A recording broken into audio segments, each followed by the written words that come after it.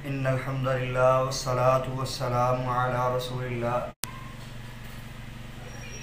جب سے زمین و آسمان بنے ہیں،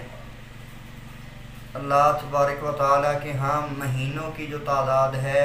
وہ 12 ہے، اور 12 مہینوں میں سے 4 مہینے حرمت والے ہیں: ذی قعدہ، ذی الحجہ، محرم اور رجب۔ اللہ تعالیٰ نے مختلف مہینوں کو اور مختلف دنوں کو فضیلت بخشی ہے۔ تو ان 12 مہینوں میں ایک مہینہ رمضان المبارک کا ہے۔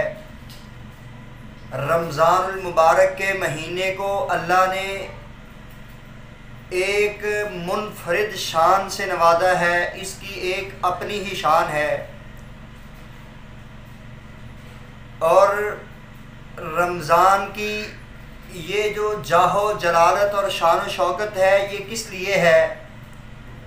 تو اللہ رب العالمین قرآن مجید میں اس کو بیان کرتے ہیں: شہر رمضان الذی انزل فیہ القرآن ھدی للناس والبینات من الھدی والفرقان۔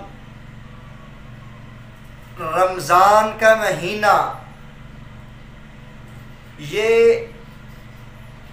افضل ہے ہی ہے، لیکن اس کی فضیلت کو مزید 4 چاند لگانے کے لیے اللہ رب العالمین نے اس مہینے کے اندر قرآن کو نازل فرمایا۔ شہر رمضان الذی انزل فیہ القرآن، رمضان المبارک کے مہینے میں اللہ رب العالمین نے کتاب اللہ کو یعنی اپنے کلام کو نازل فرمایا۔ مفسرین کہتے ہیں کہ اللہ رب العالمین نے یہ جو بات کہی ہے کہ ہم نے قرآن کو اس مہینے میں نازل فرمایا، اس کا مطلب یہ ہے کہ اللہ رب العالمین نے رمضان المبارک میں قرآن مجید کو، سارے کے سارے قرآن کو پہلے آسمان پر بیت العزت میں نازل فرمایا، اور پھر جیسے جیسے حالات واقعات رونما ہوتے رہے، جو جو ضرورت پڑتی رہی، اس کے مطابق 23 سالوں میں اللہ رب العالمین نے وحی کے ذریعے اپنے کلام کو، کتاب اللہ کو، قرآن مجید کو رسول اللہ صلی اللہ علیہ وسلم پر مکمل نازل کر دیا۔ شہر رمضان الذی انزل فیہ القرآن، اللہ رب العالمین نے قرآن مجید کو اس مہینے میں نازل کیا، اور یہ کتاب ہے کیا چیز؟ قرآن مجید کا پھر اللہ رب العالمین تعارف کرواتے ہیں: ھدی للناس، یہ ہدایت ہے لوگوں کے لیے۔ دنیا میں آپ کوئی بھی کتاب پڑھیں، کتنی اعلیٰ سے اعلیٰ، کتنے ذہین آدمی کی لکھی ہو، اس کتاب کو پڑھ کر بندہ وقتی طور پر اس سے کوئی تھوڑی بہت رہنمائی لے سکتا ہے، لیکن کتاب اللہ قرآن مجید کا یہ اعزاز ہے کہ یہ ساری کی ساری ہدایت ہے۔ ذالک الکتاب لا ریب فیہ ھدی للمتقین۔ ایک تو یہ کتاب تمام عیبوں سے پاک ہے، دوسرا اس کتاب کا یہ اعزاز ہے کہ یہ ہدایت ہے۔ یاد رکھیں، رمضان کا یہ اعزاز ہے کہ اس میں صرف قرآن مجید ہی نہیں بلکہ جتنی دیگر انبیاء کرام پر کتابیں نازل ہوئیں وہ بھی اللہ رب العالمین نے تورات، زبور، انجیل، اس کو بھی رمضان المبارک میں نازل فرمایا، اور قرآن کو بھی رمضان میں نازل فرمایا، اور پھر ساتھ اللہ رب العالمین نے وضاحت بھی کر دی۔ اللہ رب العالمین فرماتے ہیں: انا انزلناہ فی لیلۃ مبارکۃ انا کنا منذرین فیہا یفرق کل امر حکیم۔ ہم نے اس کو ایک مبارک رات میں نازل فرمایا، جس رات میں ہم فیصلے کرتے ہیں ہر طرح کے۔ تو یہاں ایک بہت بڑی غلط فہمی کچھ لوگوں کی طرف سے پیدا کی گئی کہ انا انزلناہ فی لیلۃ مبارکۃ، اس سے مراد شب برات ہے، یعنی 15 شعبان کی رات۔ تو ایسی کوئی بات نہیں ہے، بلکہ قرآن و حدیث میں شب برات 15 شعبان کی کوئی فضیلت بیان نہیں ہوئی، بلکہ اس لیلۃ مبارکہ سے مراد اللہ رب العالمین اس کی وضاحت کرتے ہیں کہ لیلۃ مبارکہ وہ رات ہے جس میں ہم سارے سال کے فیصلے کرتے ہیں۔ پھر اس کی وضاحت اللہ رب العالمین نے قرآن مجید میں بیان کی، انا انزلناہ فی لیلۃ القدر، یعنی یہ لیلۃ مبارکہ لیلۃ القدر ہے جس میں ہم نے قرآن مجید کو نازل فرمایا، اور اس رات میں اللہ رب العالمین آئندہ جو آنے والا سال ہے اس سال کے سارے فیصلے کرتے ہیں، کیا ہوگا کیا نہیں ہوگا، کون جیے گا کون مرے گا، کس کو زوال ہوگا، کون عروج پہ پہنچے گا، کس کی کتنی زندگی ہے۔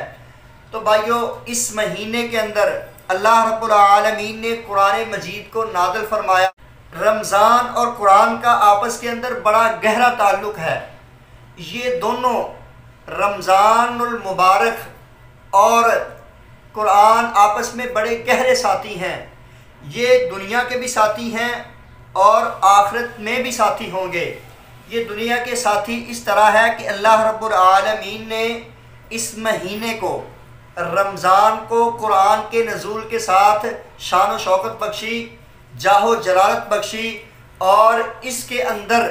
قرآن کو نازل فرما کر اس کو دوسرے مہینوں سے ممتاز کر دیا۔ یہی وجہ ہے رسول اللہ صلی اللہ علیہ وسلم، آپ کے صحابہ، تابعین، تبع تابعین، ائمہ کرام، محدثین، وہ رمضان المبارک میں عام دنوں کی نسبت، عام مہینوں کی نسبت قرآن کے ساتھ بہت زیادہ اپنا تعلق استوار کرتے تھے۔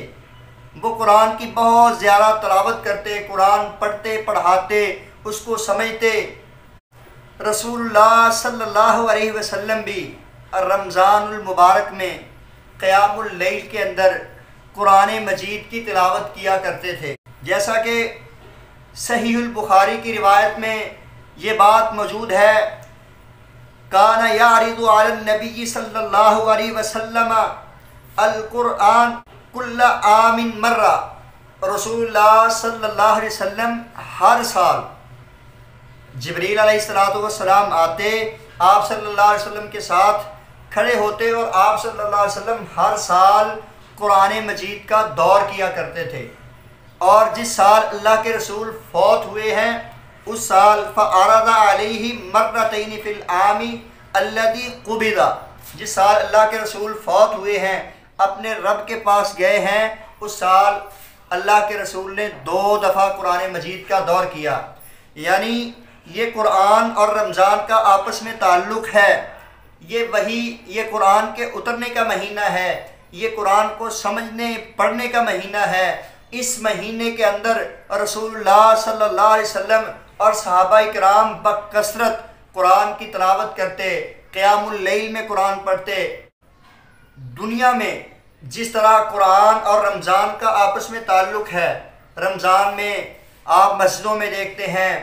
گھروں میں دیکھتے ہیں قرآن مجید کی کہیں فردن تلاوت ہے، کہیں جناب قیام اللیل تراویح میں قرآن کو با جماعت پڑھا جا رہا ہے، تو کہیں راتوں کو اٹھ کر تنہا لوگ اس کو پڑھتے ہیں، تو کہیں جناب مساجد میں تفسیر القرآن کی کلاسیں، ترجمۃ القرآن کی کلاسیں۔ یعنی پورے سال میں رمضان المبارک کا واحد مہینہ ہے جس میں ہر بندہ یہ کوشش کرتا ہے، ہر آدمی کی یہ کوشش ہوتی ہے کہ قرآن کو کم از کم اس مہینے میں ایک دفعہ تو لازمی مکمل کیا جائے۔ کوئی ترجمے کے ساتھ پڑھتا ہے، کوئی بغیر ترجمے کے، کوئی تفسیر کے ساتھ، یعنی جس کو جو ماحول میسر آتا ہے وہ اس کے مطابق قرآن مجید کے ساتھ اپنا تعلق بناتا ہے۔ تو اس تعلق کو اللہ کے رسول صلی اللہ علیہ وسلم نے بیان کیا کہ قیامت کے دن ما اقرأ القرآن، قرآن کی تلاوت کیا کرو، کیونکہ قیامت کے دن قرآن اپنے ساتھی کی سفارش کرے گا۔ یہ صحیح مسلم کی روایت ہے۔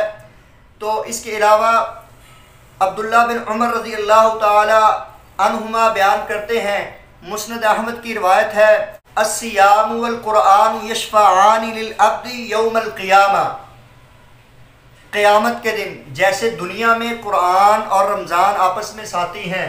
لوگ رمضان میں قرآن کے ساتھ دل جوئی کرتے ہیں، دل لگی کرتے ہیں، اس کو سمجھتے ہیں، اللہ کا قرب حاصل کرتے ہیں، قرآن کے ذریعے اپنی نیکیوں میں اضافہ کرتے ہیں۔ الصیام والقرآن یشفعان للعبد یوم القیامہ، یہ رمضان کے روزے اور قرآن مجید قیامت کے دن بندے کی سفارش کریں گے اللہ رب العالمین کے ہاں، یعنی قیامت کو یہ اس بندے کے ساتھی بن کر آئیں گے جو دنیا میں ان دونوں کو اپنا ساتھی بنایا کرتا تھا۔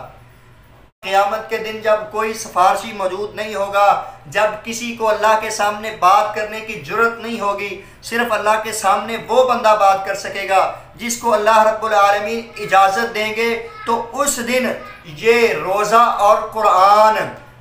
اپنے ساتھی کے لیے سفارشی بن کر آئیں گے اور اللہ رب العالمین سے سفارش کریں گے۔ اللہ رب العالمین کے سامنے اس بندے کی سفارش کریں گے۔ روزہ کہے گا، یقول الصیام ای ربی منعتہ الطعام والشہوات بالنہار، اے اللہ میں گواہی دیتا ہوں یہ تیرا بندہ جو تیری عدالت میں کھڑا ہے، جس کا تو حساب کتاب لے رہا ہے، یہ دنیا میں تیرے لیے، تیری خوشنودی کو حاصل کرنے کے لیے، تیری رضا کی خاطر تو نے کہا تھا صوم لی وانا اجزی بہ، روزہ میرے لیے ہے میں جزا دوں گا، یہ تیری خاطر دن کو اپنی شہوات، خواہشات، اپنی بھوک پیاس کو صرف تیرے لیے، تیرے ڈر کی وجہ سے، تیرے حکم کی وجہ سے ترک کرتا رہا، چھوڑتا رہا۔ اے اللہ آج میں اس کی سفارش کرتا ہوں، فشفعنی فی، اللہ میں تیرے سامنے اس کی سفارش کرتا ہوں۔ پھر قرآن آ جائے گا، وَيَقُولُ الْقُرْآنُ، قرآن آئے گا اور قرآن کہے گا، اے میرے رب مَنَعْتُهُ النَّوْمَ بِاللَّيْلِ، اللہ میں نے اس کو رات جاگنے پر مجبور کیا، یہ رات کو قیام اللیل کرتا تھا، یہ رات کے وقت اٹھ کر تیرے سامنے کھڑا ہو کر تہجد میں، تراویح میں، قیام اللیل میں میری تلاوت کرتا تھا، اور یہ سمجھتا تھا کہ قیامت کے دن میرا رب مجھے اس کا اجر دے گا۔ اے اللہ میں نے اس کو راتوں کو سونے سے منع کیا، یہ راتوں کو اٹھ کر جب لوگ بڑی مزے کی نیند سوتے تھے یہ قیام اللیل میں میری تلاوت کرتا تھا، فشفعنی فی، اللہ اس کے بارے میں، اس کے حق میں میری سفارش قبول فرما۔ رسول اللہ صلی اللہ علیہ وسلم فرماتے ہیں فیشفعانی، تو اللہ رب العالمین روزے اور قرآن کی سفارش کو قبول کریں گے۔ اس کا مطلب یہ ہوا کہ روزے اور قرآن کی سفارش کو قبول کر کے اپنی جنت کے اندر اللہ رب العالمین داخلہ نصیب فرمائیں گے۔ ویسے بھی قرآن کو پڑھنے کا اجر بہت زیادہ ہے۔ رسول اللہ صلی اللہ علیہ وسلم فرماتے ہیں، الذی یقرأ القرآن، وہ شخص جو قرآن کی تلاوت کرتا ہے، ویتتعتع، اور وہ قرآن کو پڑھنے میں اٹکتا ہے، اس کو گراں گزرتا ہے، اس پر مشقت ہوتی ہے، وہ اچھی طرح قرآن کے الفاظ کو ادا نہیں کر سکتا، فلہ اجران، اس کے لیے اللہ رب العالمین نے 2 اجر رکھے ہیں۔ اور وہ آدمی الماہر بالقرآن مع السفرۃ الکرام البررہ، وہ شخص جو قرآن کا ماہر ہے، قرآن کا قاری ہے، حافظ ہے، قرآن کو سمجھنے والا ہے، مفسر ہے، ترجمے کے ساتھ پڑھنے والا ہے، قرآن کے اتار چڑھاؤ کو سمجھتا ہے، قرآن کے احکامات کو سمجھتا ہے، تو وہ بندہ الماہر بالقرآن مع السفرۃ الکرام البررہ، وہ شخص قیامت کے دن اللہ کے بزرگ فرشتوں کے ساتھ ہوگا۔ اسی طرح اللہ رب العالمین کے پیغمبر نے قرآن اور صاحب قرآن کو، قرآن کے ساتھ تعلق رکھنے والوں کو دنیا کے بہترین لوگ کہا، فرمایا خیرکم من تعلم القرآن وعلمہ، دنیا میں تم سے سب سے زیادہ بہتر وہ آدمی ہے۔ یہ نہیں کہا مالدار بہتر ہے، تاجر بہتر ہے، جناب گاڑی بنگلہ کوٹھی رکھنے والا بہتر ہے، جس کے پاس مال اور اولاد کی کثرت ہے وہ بہتر ہے، جس کے پاس سونا چاندی ہے وہ بہتر ہے، جس کے پاس زمین جائیداد ہے وہ بہتر ہے، جس کے پاس جناب بڑی سواریاں ہیں، حکومتیں ہیں وہ بہتر ہے۔ نہیں، فرمایا خیرکم من تعلم القرآن وعلمہ، تم میں سے بہترین وہ شخص ہے جو قرآن کو سیکھتا ہے، پھر سیکھتا ہی نہیں آگے دوسروں کو بھی سکھاتا ہے۔ قرآن مجید رمضان المبارک میں ایک اعزاز ہے۔ قرآن اور رمضان دونوں اللہ رب العالمین کے قرب کا بہت بڑا ذریعہ ہیں۔ قرآن اور روزہ قیامت کے دن بندے کے حق میں سفارش کریں گے، اور اللہ رب العالمین ان دونوں سفارشیوں کی سفارش قبول کر کے بندے کے گناہوں کو معاف فرما کر بندے کو جنت کا داخلہ عطا فرمائیں گے۔ کوشش کرنی چاہیے، رمضان کا باسعادت مہینہ ہماری قسمت میں ہے، ہمیں قرآن کی تلاوت کے ساتھ اور روزوں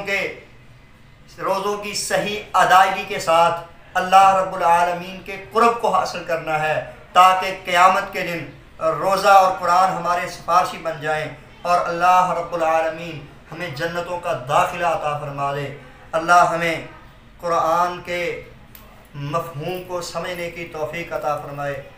ھذا ما عندی واللہ اعلم بالصواب۔